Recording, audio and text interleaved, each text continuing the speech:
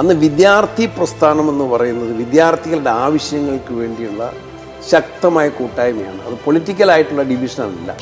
ഞാൻ കോൺഗ്രസിൻ്റെ ആശയങ്ങളൊന്നും വ്യക്തമായിട്ട് മനസ്സിലാക്കിയിട്ടില്ല. പക്ഷേ അന്നത്തെ സ്റ്റുഡൻറ് ആക്ടിവിറ്റീസിൽ കെ എസ് യു ആണ്. ഉമ്മൻചാണ്ടി മുഖ്യമന്ത്രി അല്ലെങ്കിൽ ഇത് അനുവദിക്കില്ല. കാരണം എന്നോട് ചില മന്ത്രിമാർ, വളരെ പ്രധാനപ്പെട്ട ചില മന്ത്രിമാർ പറഞ്ഞത് താലൂക്ക് വേണോ ഗവൺമെൻറ് വേണോ. അടിയന്തര പ്രമേയത്തിന് പ്രതിപക്ഷത്തിന് കിട്ടുന്ന പല ഇഷ്യൂസ് കൊണ്ടുവരുന്നിടത്ത് പ്രതിപക്ഷ നേതാവും കക്ഷി നേതാക്കന്മാരും ആലോചിച്ചിട്ടാണ് ഒരു സബ്ജക്റ്റ് കൊണ്ടുവരുന്നത്. എന്ത് വിഷയമാണ് കൊണ്ടുവരേണ്ടത്. അങ്ങനെ ആലോചിച്ചിട്ട് 3 അടിയന്തര പ്രമേയങ്ങൾ ഈ പ്രതിപക്ഷം കൊണ്ടുവന്നു. വന്യജീവി അക്രമം അതിൽ 2 ഞാനാണ് കൊണ്ടുവന്നത്. അപ്പോൾ പന്നികളെ നമ്മൾ വെർമിനായിട്ട് പ്രഖ്യാപിക്കണം. അത് കേന്ദ്രം ചെയ്യേണ്ട കാര്യമാണ്. പ്രയാസങ്ങൾ അനുഭവിക്കുന്നവരെ പിന്നീട് ശ്രദ്ധിക്കാൻ ഗവൺമെൻറ് സംവിധാനങ്ങൾ പരാജയപ്പെടുന്നു.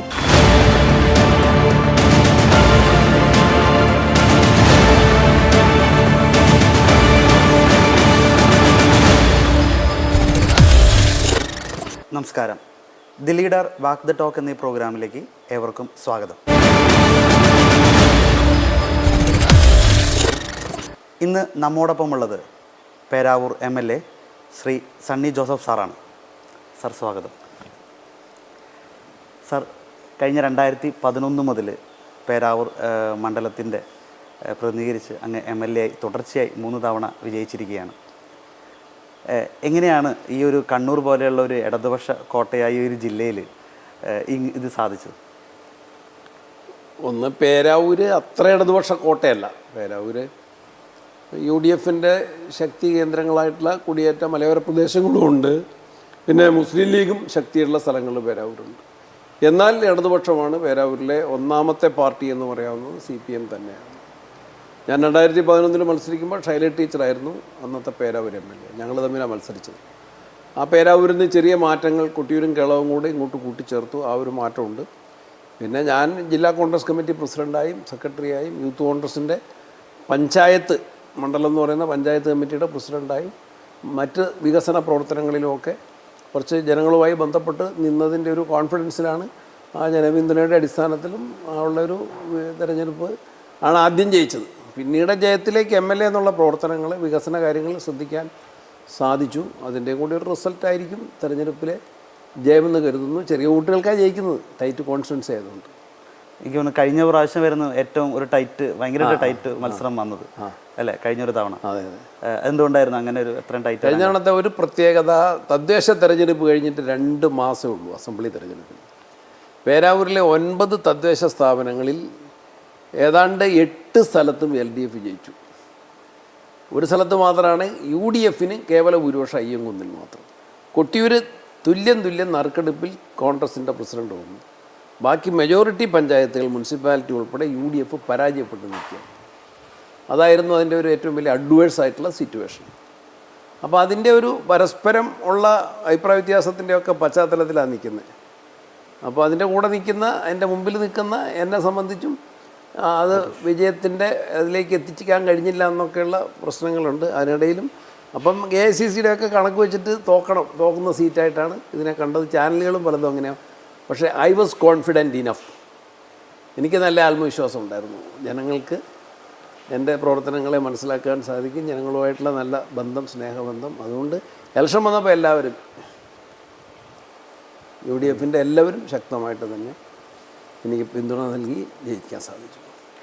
സാറ് ജനിച്ചത് ഇടുക്കി ജില്ലയിലാണ്. അവിടെ നിന്നൊരു കുടിയേറ്റ ഫാമിലി ആയിരുന്നു, കുടിയേറി പാർത്തതാണ്. എങ്ങനെയാണ് ഈ രാഷ്ട്രീയത്തിലേക്ക് ചുവട് വെച്ചത്, കടക്കാനിടയായ? ഞാൻ സത്യത്തിൽ ഈ സ്കൂൾ ലൈഫിൽ ഞാനൊരു അങ്ങനെയൊന്നും രംഗത്തില്ലാത്ത ഒരു വിദ്യാർത്ഥിയാണ് ഞാൻ. അതേസമയത്ത് ഞാൻ ബാല്യകാലത്ത് തൊടുപുഴയിൽ നിന്ന് വന്ന് ഇവിടെ പുറവേലിൽ താമസം തുടങ്ങി കഴിഞ്ഞപ്പം അന്ന് ഞങ്ങളുടെ ഗുഡ്നസ് TVയോടാകുമ്പോൾ അത് പറയാം, പള്ളിയിലെ അൾത്താര പാലനാണ് ഞാൻ. അപ്പം ജനങ്ങൾക്ക് അഭിമുഖം നിന്ന് സംസാരിക്കാൻ, പ്രാർത്ഥന ചെല്ലാൻ ഒക്കെ പിന്നീട് ആ സംഘടനകളിൽ പ്രവർത്തിച്ചു. സ്കൂളിൽ സാഹിത്യ സമാജത്തിനൊക്കെ ചെറിയ പ്രസംഗം അതിലൊക്കെ പങ്കെടുത്തു. അന്ന് എഴുതി തന്ന പ്രസംഗമാണ്. ആ എഴുതി തന്ന പ്രസംഗമൊക്കെ പഠിച്ചു. അങ്ങനെ വന്നപ്പോൾ ആ പ്രസംഗത്തിൻ്റെ അകത്തൊരു താല്പര്യം തോന്നി. അപ്പോൾ സ്കൂൾ ലൈഫിൽ SLC പാസ്സാകുന്നിടം വരെ ഒന്നിലുമില്ല ഞാൻ. ആ പാടെ 1-2 പ്രസംഗ മത്സരത്തിന് ചേർന്നിട്ടുണ്ട്. അതിൽ ചില വിഷയങ്ങളിൽ സ്കൂളിൽ സാഹിത്യ സമാജത്തിന് കാണാതെ പഠിച്ച് പ്രസംഗിച്ച ചില വിഷയങ്ങൾ വന്നതുകൊണ്ടൊക്കെ സമ്മാനം കിട്ടി അങ്ങനെ. പക്ഷെ കോളേജിൽ എത്തിക്കഴിഞ്ഞപ്പോൾ തൊടുപുഴ കോളേജിലാണ് പഠിക്കുന്നത്. അന്ന് വിദ്യാർത്ഥി പ്രസ്ഥാനം എന്ന് പറയുന്നത് വിദ്യാർത്ഥികളുടെ ആവശ്യങ്ങൾക്ക് വേണ്ടിയുള്ള ശക്തമായ കൂട്ടായ്മയാണ്. അത് പൊളിറ്റിക്കലായിട്ടുള്ള ഡിവിഷനല്ല. KSU SFI KSC MSF അങ്ങനെയല്ല, ABVP അങ്ങനെയല്ല.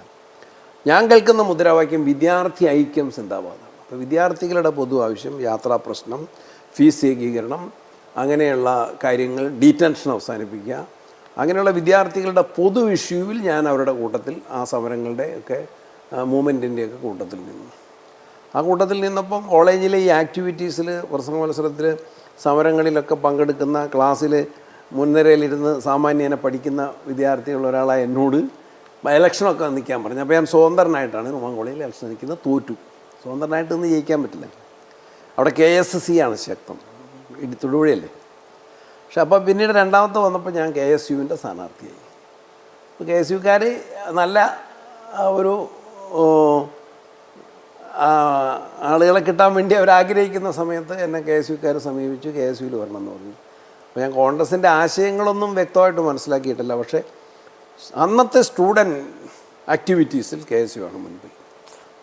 അന്ന് കേരളത്തിലെ വിദ്യാർത്ഥികളുടെ അവകാശങ്ങൾക്ക് വേണ്ടി, ആവശ്യങ്ങൾക്ക് വേണ്ടി ശക്തമായിട്ടുള്ള കോളേജ് സമരം ഉൾപ്പെടെയുള്ള കാര്യങ്ങളൊക്കെ നടത്തുന്നതിൽ നേതൃത്വം കൊടുക്കുന്ന, പിന്നെ അന്ന് കോൺഗ്രസിൻ്റെ ആന്റണി, ഉമ്മൻചാണ്ടി, സുധീരൻ, AK ആന്റണി, ഉമ്മൻചാണ്ടി, PC ചാക്കോ, സുധീരൻ, ഇവരുടെ ലീഡർഷിപ്പാണ്. അങ്ങനെയാണ് ഞാൻ KSUവിൻ്റെ ഒരു സ്ഥാനാർത്ഥിയായിട്ട് മത്സരിക്കുന്നത്. അപ്പോൾ പിന്നെ നാട്ടിൽ വന്നു കഴിഞ്ഞപ്പോൾ, ഡിഗ്രി കഴിഞ്ഞ് നാട്ടിൽ വന്നപ്പോൾ സ്വാഭാവികമായിട്ട് യൂത്ത് കോൺഗ്രസിൻ്റെ പ്രവർത്തകനായി. അതിൽ പിന്നെ നാട്ടുകാരുടെ പിന്തുണ നന്നായിട്ട് കിട്ടി. കാരണം എൻ്റെ ഗ്രാമം മലയോര ഗ്രാമമാണ്. അവിടെ കോൺഗ്രസിനെ ശക്തിപ്പെടുത്താൻ സാധിച്ചു. യാത്ര ചെയ്ത് അന്നത്തെ നിലയിൽ ഒരു അംബീഷനും രാഷ്ട്രീയത്തിലില്ല. എന്തെങ്കിലും ആവണമെന്ന് വിചാരിച്ചില്ല. പക്ഷേ നന്മയ്ക്ക് വേണ്ടി പ്രവർത്തിക്കുക എന്നുള്ളൊരു മനോഭാവത്തിൽ പ്രവർത്തിച്ചു. വികസനത്തിന് വേണ്ടി കുറേയൊക്കെ നിൽക്കാൻ വേണ്ടി സാധിച്ചു. ആ ഒരു പ്രേരണയായിരിക്കും ഒരു രാഷ്ട്രീയത്തിലേക്ക് വരാനുള്ള. സാറ് 2011 MLA ആയപ്പോൾ ഈ ഒരു പെരാവൂർ മണ്ഡലത്തിൽ ഏറ്റവും കൂടുതൽ പ്രാധാന്യം കൊടുത്ത് ചെയ്യണം എന്ന് ചിന്തിച്ചിരുന്ന കാര്യം, അല്ലെങ്കിൽ സാർ നടപ്പാക്കിയ ഒരു വിഷയം ഏതായിരുന്നു? ഏറ്റവും പ്രധാനപ്പെട്ട ഒരു കാര്യം ഇരിട്ടി താലൂക്കാണ്. ആ ഇരിട്ടി താലൂക്ക് സ്ഥാപിക്കാൻ സാധിച്ചതിൽ ഞാൻ അന്നത്തെ മുഖ്യമന്ത്രി ഉമ്മൻചാണ്ടി സാറിനോട് പ്രത്യേകം നന്ദി പറയുകയാണ്. ഞാൻ ഇരിട്ടി താലൂക്ക് ആക്ഷൻ കമ്മിറ്റിയുടെ 35 വർഷം മുൻപുള്ള പ്രസിഡൻ്റാണ്. 2011 35 വർഷം മുമ്പുള്ള പ്രസിഡൻ്റാണ്. കാരണം ഇവിടെ അത് നേരത്തെ എനിക്ക് മുൻപ് ഇവിടെ മധുസൂദനൻ വാഴുന്നവർ എന്ന റിട്ടയർഡ് HM പ്രസിഡൻ്റായിട്ടൊരു കമ്മിറ്റി ഉണ്ടായിരുന്നു. അത് താലൂക്ക് വേണമെന്ന് ആവശ്യപ്പെടുന്നു. ഞാനും അതിൻ്റെ യോഗത്തിൽ പോയി. അപ്പോൾ ഞാനിവിടുത്തെ സാമൂഹ്യ രംഗത്തൊക്കെ നിൽക്കുന്നു, കർഷക പ്രശ്നത്തിലൊക്കെ നിൽക്കുന്നു. അപ്പോൾ എന്നെ എൻ്റെ ചെയർമാനാക്കിയിട്ട് വെച്ചു. അപ്പോൾ ഞാൻ ഏറ്റെടുത്തു. കാരണം I was interested in its. ആ മുദ്രാവാക്യത്തോട് എനിക്ക് താല്പര്യമുണ്ടായിരുന്നു. അപ്പോൾ ഞാൻ ഏറ്റെടുത്തു. അത് കഴിഞ്ഞപ്പോൾ ഒന്ന് പഠിച്ചപ്പോഴാണ് എൻ്റെ ഒരു അത്യാവശ്യകത മനസ്സിലായത്. കാരണം തലശ്ശേരി താലൂക്കിൽ നിന്ന് 48 വില്ലേജുകളാണ്, തളിപ്പറമ്പിൽ 47 വില്ലേജുകളാണ്. എന്നാൽ കൊല്ലം ജില്ലയിലെ കുന്നത്തൂർ താലൂക്കിൽ 7 വില്ലേജാണ്. പീരുമേട്ടിൽ ഐ തിങ്ക് 11 വില്ലേജാണ്. കോതമംഗലത്ത് 12 വില്ലേജാണ്. പൊന്നാനിയിൽ 11 വില്ലേജാണ്. കുന്നത്തൂരിലെ ജനസംഖ്യ 1.5 ലക്ഷമാണ്. തലശ്ശേരിയിലെ ജനസംഖ്യ 10.5 ലക്ഷമാണ്.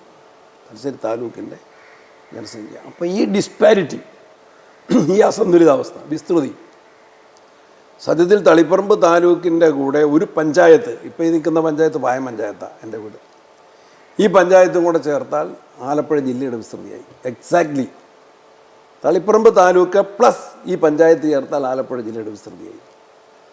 അപ്പോൾ ഇത് ജനങ്ങൾക്ക് ആവശ്യമുള്ളൊരു സ്ഥാപനമാണ്. അത്യാവശ്യ കാര്യങ്ങൾക്ക് വേണ്ടി ചെല്ലുന്ന ജനങ്ങൾക്ക് ആവശ്യമുണ്ട്.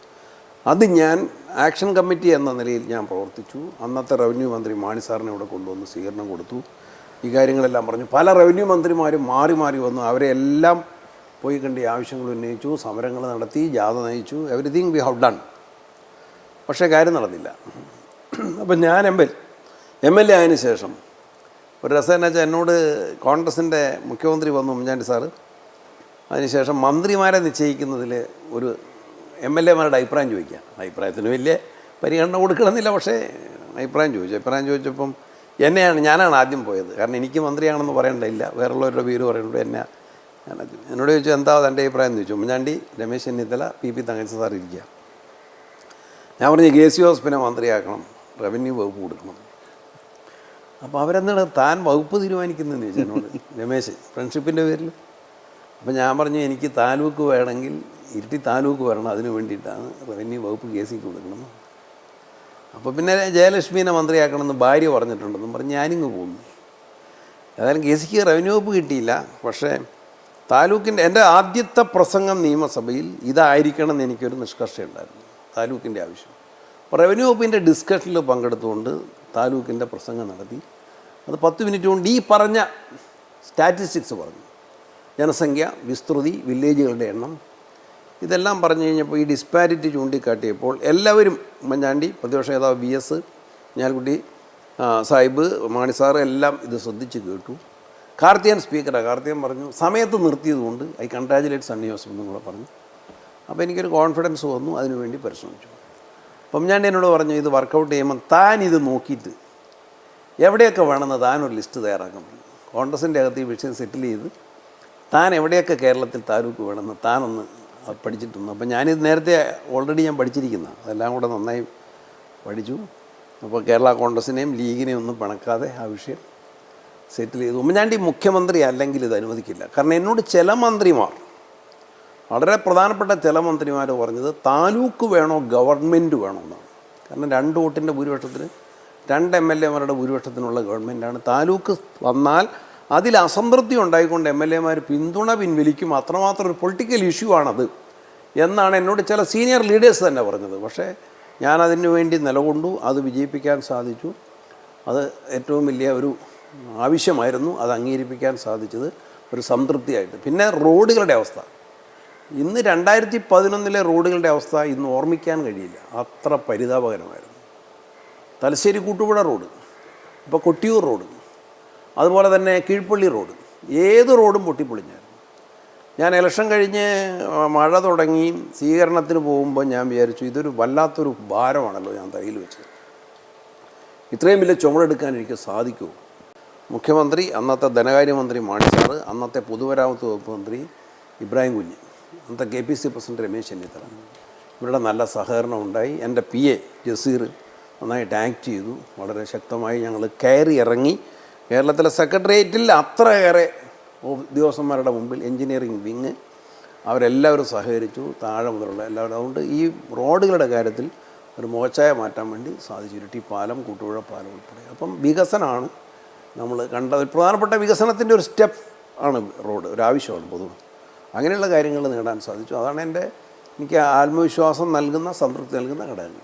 സാർ, അതോടൊപ്പം തന്നെ ഈ പേരാവൂർ ഒരു മലയോര പ്രദേശമാണ്, മലയോര കർഷകർ ഒരുപാടുള്ള ഒരു പ്രദേശം കൂടിയാണ്. ഇപ്പോൾ കഴിഞ്ഞ കുറച്ച് നാളുകളായിട്ട് ഈ മലയോര കർഷകരുമായി ബന്ധപ്പെട്ട് ഒരുപാട് പ്രശ്നങ്ങൾ, ഒരുപാട് സമരങ്ങൾ, ഇപ്പോൾ കഴിഞ്ഞ ലോക്സഭ ഇലക്ഷന് മുമ്പ് ഒരുപാട് സമരം ഉണ്ടായിരുന്നു വന്യമൃഗ ആക്രമണവുമായി ബന്ധപ്പെട്ടൊക്കെ. ഈ ഒരു മേഖല മുഴുവനായിട്ട്, വയനാട്, ഇടുക്കി, എല്ലാ മേഖലയിലും സാറ് കൊണ്ടുവന്ന ഒരു ആനമതിൽ എന്ന് പറയുന്നത് അത് ഒരുപാട് വിജയിച്ചൊരു സംഭവമാണ്. ഒരുപാട് ഇപ്പോൾ ഈ ആറള ഫാമിൽ ബന്ധപ്പെട്ടായാലും ആനകൾ ഒരുപാട് കടന്നു വരാതെയൊക്കെ ഇരിക്കാനൊക്കെ സാധിച്ചിട്ടുണ്ട്. പക്ഷെ അത് ഒരു നിന്നുപോയി, അല്ലെങ്കിൽ അതൊരു ആ ഒരു പദ്ധതി ഒരുപാട് അങ്ങോട്ട് മൊത്തം വന്നു കണ്ടില്ല. അതിന് പണച്ചെലവുള്ള കാര്യമാണ്. അതിൽ ഞാൻ നേരത്തെ പറഞ്ഞ ഇത്ര രൂക്ഷമായിരുന്നില്ല അന്ന്. ഈ ആനമതിൽ 2012-13 അനുവാദം കിട്ടുമ്പം ഈ ചെട്ടിയാമ്പറമ്പിൽ ഒരു ജോർജ് എന്ന് പറയുന്ന കൃഷിക്കാരനെ പറമ്പിൽ നിന്ന് ആന ആക്രമിച്ച് നല്ല ഗുരുതരമായ പരിക്ക് പറ്റി. അന്നത്തെ നിലയിൽ ഒരു ലക്ഷങ്ങളുടെ ചിലവ് വന്നു. അപ്പോഴാണ് ഞാൻ MLA ആയതിനു ശേഷം MLA-മാർക്ക് നിയമസഭയുടെ സബ്ജക്റ്റ് വൈസ് കമ്മിറ്റി ഉണ്ട്, സബ്ജക്റ്റ് കമ്മിറ്റി എന്നാണ് പറയുന്നത്. അപ്പോൾ ഏത് കമ്മിറ്റിക്കകത്ത് എന്നെ വെക്കണമെന്ന് ആലോചിച്ചപ്പോൾ ചോദിച്ചു എന്നോട്. ഞാൻ പറഞ്ഞു എനിക്ക് PWD കിട്ടിയാൽ ഇപ്പോഴത്തെ റോഡുകളുടെ, അപ്പോൾ PWD is A major committee. അപ്പോൾ എനിക്ക് സീനിയർ ലീഡേഴ്സിനാണ് അത് PWD പോയത്. അപ്പോൾ എനിക്ക് സെക്കൻഡ് ഓപ്ഷൻ എന്താണെന്ന് ചോദിച്ചു. അപ്പോൾ ഞാൻ പറഞ്ഞു എന്നാൽ വനം, കാരണം പിന്നെ ഈ ഇഷ്യൂ ഉള്ളതുകൊണ്ട്. അപ്പോൾ അന്നേരം മുതൽ ഈ വനവുമായിട്ട് ബന്ധപ്പെട്ട വിഷയങ്ങൾ ഈ കമ്മിറ്റിക്കകത്തും സഭയ്ക്കകത്തും പറയാൻ ആഗ്രഹിക്കുന്നുണ്ട്. ഞങ്ങൾ ചൈനയിൽ, അത് KC ഹോസ്പിൻ്റെ ലീഡർഷിപ്പിൽ തന്നെ ചൈനയിൽ പാർലമെൻ്ററി സ്റ്റഡീസിൻ്റെ ഭാഗമായിട്ട് പോയപ്പം ചൈന വൻമതിൽ കാണാൻ പോയപ്പോൾ ഞാൻ അതിൽ ഓടിക്കേറിയിട്ട്, ഒന്ന് കുറച്ചും കൂടെ ചെറുപ്പമായിരിക്കും, ഓടിക്കേറിയിട്ട് ഞാൻ പറഞ്ഞു ഇതുപോലത്തെ മതിൽ നമ്മളെ വനാതിർത്തിയിൽ വേണം ആനയെ തടയാൻ എന്ന് അവിടെ നിന്ന് പ്രഖ്യാപിച്ചു. അതിനുവേണ്ടി ഫൈറ്റ് ചെയ്തു. തിരുവഞ്ചൂർ രാധാകൃഷ്ണനും കൂടെ വനമന്ത്രി ആയിരിക്കുമ്പോഴാണ് 13 കിലോമീറ്റർ 13 കോടി രൂപയ്ക്ക് ആ പദ്ധതി. അവിടെ വലിയൊരു സംരക്ഷണവും സുരക്ഷിതവുമായി. ഇപ്പോൾ ആർളം ഫാമിൽ 2020 ഭരണാനുമതി കിട്ടിയ പദ്ധതിയുടെ പണി ഇപ്പോഴും തുടങ്ങിയിട്ടേ ഉള്ളൂ. അന്ന് 20 കോടിക്ക് ഭരണാനുമതി കിട്ടിയത് വൈകിപ്പോയതുകൊണ്ട് 20 ഇപ്പം 4 വർഷം കഴിഞ്ഞതുകൊണ്ട് ഇപ്പോൾ അതിന് 53 കോടി രൂപയായി എൻ്റെ എസ്റ്റിമേറ്റിന്. വൈകാൻ ഗവൺമെൻറ്റിൻ്റെ ഈ സാങ്കേതിക തടസ്സവും പിന്നെ അതിന് കോവിഡ് വേണമെങ്കിൽ പറയാം, പ്രളയം വേണമെങ്കിൽ പറയാം. പക്ഷേ അതൊന്നുമല്ല, അതിൻ്റെ ടെക്നിക്കലായിട്ടുള്ള വശങ്ങൾ തന്നെയാണ് അതിൻ്റെ മറുപടി. താമസിക്കാം. അപ്പം ഞാൻ നിയമസഭയ്ക്കകത്ത് ഈ വിഷയങ്ങൾ ഞാൻ മാത്രമല്ല എല്ലാവരും കൊണ്ടുവന്നിട്ടുണ്ട്. പക്ഷേ ഏറ്റവും കൂടുതൽ കൊണ്ടുവരാൻ ബാധ്യസ്ഥരായത് വയനാട്ടിലെയും പിന്നെ കണ്ണൂരിലെയും ജനപ്രതിനിധികളാണ്. കണ്ണൂരിൽ പ്രത്യേകിച്ച് ഞാൻ, എൻ്റെ കോൺസ്റ്റിറ്റ്യുവൻസിയിൽ 2 വന്യമൃഗ സങ്കേതങ്ങളുണ്ട്, ആറളവും കൊട്ടിയൂരും. കൊട്ടിയൂർ വന്നപ്പോൾ നാട്ടുകാർ അതിനെ ശക്തമായിട്ട് എതിർത്തതാണ്. 2010 വന്നത്, നാട്ടുകാർ ശക്തമായിട്ട് എതിർത്തതാണ്. പക്ഷേ അത് ഗവൺമെൻറ് അതൊരു നേട്ടമായിട്ട് കൊണ്ടുവന്നു. ഇപ്പോൾ അതൊരു സത്യത്തിൽ അതൊരു നേട്ടമല്ല, ദോഷമായിട്ട് തന്നെ. അപ്പോൾ നിയമസഭയ്ക്കകത്ത് ഈ ഗവൺമെൻറ് വന്നതിന് ശേഷം, 2ാം പിണറായിയുടെ ഗവൺമെൻറ് വന്നതിന് ശേഷം ഞങ്ങൾ പ്രതിപക്ഷം 3 അടിയന്തര പ്രമേയം നിയമസഭയിൽ കൊണ്ടുവന്നു. പ്രതിപക്ഷത്തിന് മാത്രം കിട്ടുന്ന ഒരു അവസരമാണ്. ഒരു ദിവസം ഒരാൾക്ക് ഒരു അടിയന്തര പ്രമേയത്തിന് പ്രതിപക്ഷത്തിന് കിട്ടുന്ന പല ഇഷ്യൂസ് കൊണ്ടുവരുന്നിടത്ത് പ്രതിപക്ഷ നേതാവും കക്ഷി നേതാക്കന്മാരും ആലോചിച്ചിട്ടാണ് ഒരു സബ്ജക്റ്റ് കൊണ്ടുവരുന്നത്, എന്ത് വിഷയമാണ് കൊണ്ടുവരേണ്ടതെന്ന്. അങ്ങനെ ആലോചിച്ചിട്ട് 3 അടിയന്തര പ്രമേയങ്ങൾ ഈ പ്രതിപക്ഷം കൊണ്ടുവന്നു. വന്യജീവി അക്രമം, അതിൽ 2 ഞാനാണ് കൊണ്ടുവന്നത്. ഒന്ന്, ഇവിടെ പെരിങ്കരിയിലെ ജസ്റ്റിൻ പള്ളിയിൽ പോകുന്ന സമയത്ത്, ജസ്റ്റിനും അൽഫോൻസയും ഭാര്യയും ഭർത്താവും പള്ളിയിൽ പോകുന്ന സമയത്ത് ബൈക്ക് സഞ്ചരിക്കുമ്പോൾ ആന തട്ടി മരിച്ച ആ കേസിൽ, ജസ്റ്റിൻ മരണപ്പെട്ട അൽഫോൻസയ്ക്ക് പരിക്കുപറ്റ ആ കേസിനെ തുടർന്ന് ഞാനൊരു അടിയന്തര പ്രമേയം കൊടുത്തു. പ്രതിപക്ഷ നേതാവ് വി ഡി സതീശൻ സമ്മതിച്ച് അനുവാദം തന്നിട്ടായിരുന്നു. ഗവൺമെൻറ് ചർച്ചയ്ക്ക് വന്നില്ല, പക്ഷേ അവതരണാനുമതി കിട്ടി. 2ാമത് വയനാട്ടിലെ മാനന്തവാടിയിലെ തൊണ്ടർനാട് തോമസ് സലു, അദ്ദേഹത്തിൻ്റെ വീട്ടുപറമ്പിൽ കടുവയുടെ ആക്രമണത്തിൽ കൊല്ലപ്പെട്ട ഞാനവിടെ പോയിരുന്നു. അതും പിറ്റേ ദിവസം സഭ ചേരുകയാണ്, അടിയന്തര പ്രമേയം ഞാനാണ് കൊണ്ടുവന്നത്. പിന്നെ ഇപ്പം അവസാനം ഉണ്ടായ കാട്ടിക്കുളത്തെ ആനയുടെ അക്രമം, രാഹുൽ ഗാന്ധി ഉൾപ്പെടെ വന്ന കേസിൽ സിദ്ദിഖാണ് വയനാട് ജില്ലക്കാരനെന്നുമായി അടിയന്തരം. അതിപ്പോഴും ഒരു രൂക്ഷമായിട്ടുള്ള വിഷയമായിട്ട് നിൽക്കുകയാണ്. ഇപ്പം മാധ്യമങ്ങൾ അതിനെ ശക്തമായിട്ട് ഏറ്റെടുത്തിരിക്കുന്നു, സംഘടനകളും അതുപോലെ സഭകൾ ഉൾപ്പെടെ അതിനെ ശക്തമായിട്ട് ഏറ്റെടുത്തിരിക്കുന്നു. അതിൽ കേന്ദ്ര സംസ്ഥാന ഗവൺമെൻറ്റുകൾ കൂട്ടായിട്ട് പ്രവർത്തിക്കുന്നു. അപ്പോൾ പന്നികളെ നമ്മൾ വെർമീനായിട്ട് പ്രഖ്യാപിക്കണം, അത് കേന്ദ്രം ചെയ്യേണ്ട കാര്യമാണ്. കേരളത്തിന് ചെയ്യാമെന്ന് പറയുന്നത് വൈൽഡ് ലൈഫ് പ്രൊട്ടക്ഷൻ ആക്ടിൻ്റെ അകത്ത് സെക്ഷൻ 11 ഉണ്ടെങ്കിൽ പോലും അത് ഓരോ ഇൻഡിവിജ്വൽ കേസസാണ്. വെർമീനായിട്ട് പ്രഖ്യാപിക്കുക എന്ന് പറഞ്ഞാൽ വേണമെങ്കിൽ അതിനെ ഭക്ഷിക്കാൻ പോലും സാധിക്കും. ഞാൻ നിയമസഭയിൽ ആസ്ട്രേലിയയിലെ കങ്കാരു എന്ന ദേശീയ മൃഗത്തെ അതിൻ്റെ വംശവർദ്ധന വരുമ്പോൾ അവിടെ കൊല്ലാൻ തീരുമാനിക്കുന്നതിനെ സംബന്ധിച്ച് നിയമസഭയിൽ ഞാൻ ആദ്യമേ പറഞ്ഞിട്ടുണ്ട്, പിന്നീട് മറ്റു ചില MLA അത് ചൂണ്ടിക്കാട്ടിയിട്ടുണ്ട്. പക്ഷേ ഗവൺമെൻറ് ഓഫ് ഇന്ത്യ ആ കാര്യത്തിൽ കുറേ കൂടി ശക്തമായിട്ടുള്ള നിലപാട് സ്വീകരിക്കണം. കേരള ഗവൺമെൻറ് അത് ബോധ്യപ്പെടുത്തി ആ കാര്യങ്ങൾ. പിന്നെ മറ്റൊരു കാര്യം, പ്രതിരോധ ആവശ്യങ്ങൾ, മതിലും കിടങ്ങും ഉൾപ്പെടെയുള്ള പ്രതിരോധ ആവശ്യങ്ങൾക്ക് ഫണ്ട് അനുവദിക്കണം. അതിനും കേന്ദ്രവും കേരളവും ബഡ്ജറ്റിലൊക്കെ വളരെ കുറച്ച് സംഖ്യ മാത്രമേ വനംവകുപ്പ് ഈ കാര്യത്തിൽ അനുവദിക്കുന്നുള്ളൂ. ഇപ്രാവശ്യം 35 കോടിയോ അങ്ങനെ മാത്രമാണ്. ആ സമയത്ത് എത്ര അത്യാവശ്യമില്ലാത്ത കാര്യങ്ങൾക്ക് വേണ്ടി പണം ചെലവഴിക്കുന്നുണ്ട്.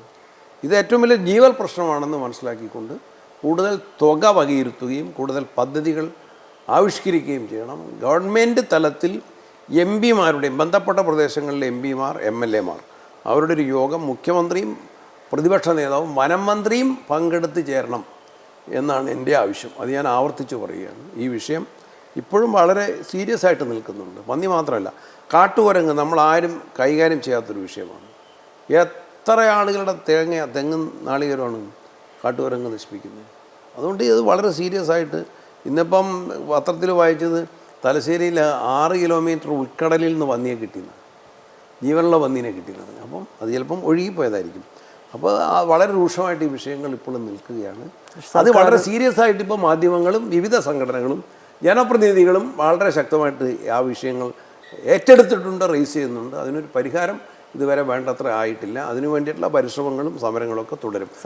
പരിശ്രമം ആവശ്യമാണ്. സർക്കാർ ഈ വിഷയത്തിൽ ഇപ്പോൾ അന്നൊരു പ്രശ്നമുണ്ടായി, അല്ലെങ്കിൽ അടുപ്പിച്ചൊരു 3-4 പേര് മരിച്ചപ്പോൾ എല്ലാവരും ഇളകിയെങ്കിലും അന്നും സർക്കാർ ഒരു പ്രത്യേകിച്ച് വനം വകുപ്പ് ഈ ഒരു വിഷയത്തിലൊരു നിസ്സഹായാവസ്ഥ പോലെയാണ് നിന്നിരുന്നത്. പ്രത്യേകിച്ച് ഒരു കാര്യം ഉണ്ടായിരുന്നില്ല. ഒരു ജനരോഷം വയനാട് മേഖലയിൽ ഒരുപാടുണ്ടായിരുന്നു. മന്ത്രിമാർക്കൊന്നും അവിടെ എത്താൻ പറ്റാത്തൊരു അവസ്ഥയിലേക്ക് പോലും ജനരോഷം എത്തി.